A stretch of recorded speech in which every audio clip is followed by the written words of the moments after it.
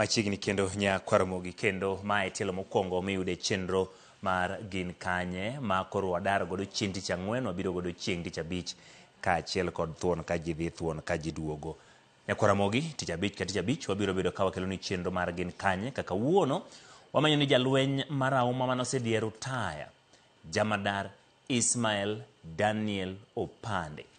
Yeta chenro ni Walter Nyambaga njolime kendo kolono matut ni General Opande ni kanye to timang'o.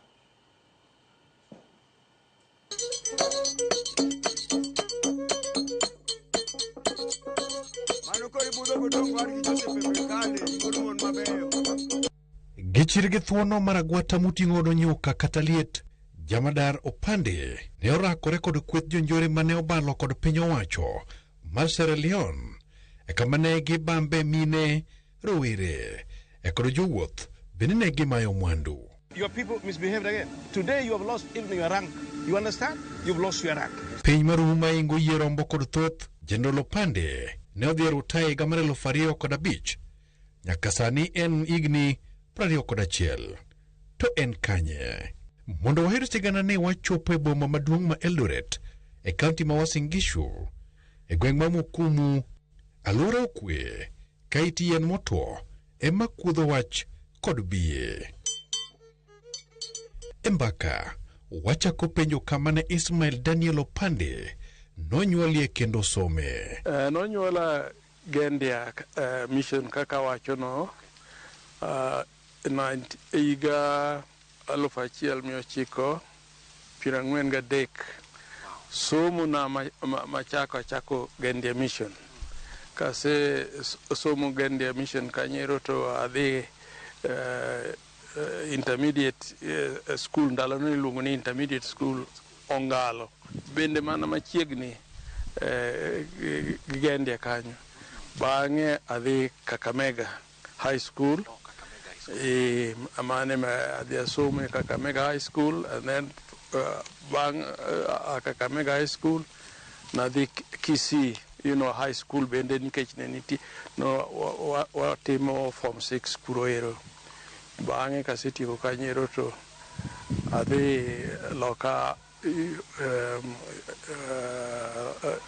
UK ema koro adhi asome asomo weche mag lweny kono. Jamadar koni chutho to chunye wuon ne geto bedo kil kama loka e kata odoko ni wuon mare ne mana kod nyadiel to kod nyagweno maduto ne ok nyal sire e sombe. Ne ok an gi gombo bedo gimora mora, but no adwaro mondo abed a lawyer. Mane gima nadwaro.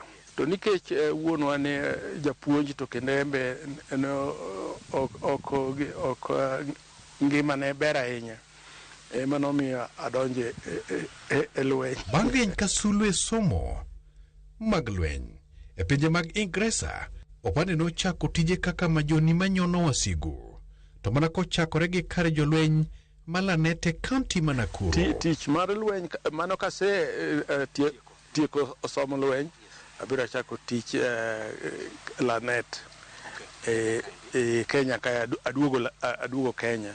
Koro achako Kenya kanyo magine lwenja chakore kaka second lieutenant nyaka koro abedo Major, Lieutenant General. Wow. Duto Kenya. To ere kaka ne oyudo thuolo mar bedo jalup jamadar mar jolweny e pacho ke boloch ma Daniel Arap Moi? To ka in gi hamu kendo in ng'at ma gi gombo dhi e nyime, lweny nigi nafas mar miyo ji dhi nyime, ema nomiyo anachako piny to kendo adhi nyaka malo. Yes. Peace is here, eh?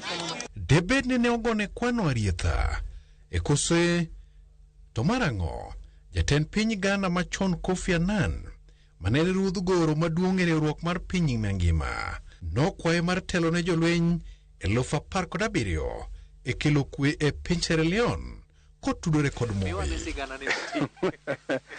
Ndalo mane an gi Mzee Moi kaka Commander in Chief, nochopo kama nonengo ne an chiegni bedo namba ariyo. Ne an namba ariyo mar telo lweny ma Kenya. To Kofi Annan nokwayo jaduong' Moi, nodwaro ni mondo adhi akony kelo kwe e piny mar Sierra Leone. Kanyo ema nomiyo koro adhi ok ni ne President Boyor ok dwar ni mondo abed namba achiel e Kenya ka. Mano gima jowa nyaka ng'i malong'o. E tiponi, Jamadar nenore ka gima temo loso kod jolweny ma en godo e piny Sierra Leone, kama jopiny ochikore kendo kikore bang' lodho oko gige lweny moko kuom jonjorego. You know, jok ma iluongo ni rebels ok chal kaka in gi an sani, kaka koro wawuoyo sani ni gin jok mawinjore, ok gin jok mawinjore. Gin gima gidwaro chande ema gidwaro ni mondo otimre, otimre. An awuon gi joga nyaka ane yo ma abiro deal gi rebels gi eki ma gibiro winjo gima dwaro. Jamadar konowa ni kwethno ne sando jo ala kendo bambo mine gi thuon e kendo rocho ratich nyithindo ma kata sikul bende ne olor. En piny ma onge koro gima luongo ni law and order. Jok madwa marichogo eko jo rebel gin gik ma gitimo gin mana gik maricho. Ok ng'i ni ani to pinywa ni ere gima nyalo kelonwa kwe e pinywa ni endi, kata nyalo miyo wawinjre gi wananchi, mano ok gidwar marichogo. Mano kori budho godong' war gi Joseph Mekane, mon mabeyo.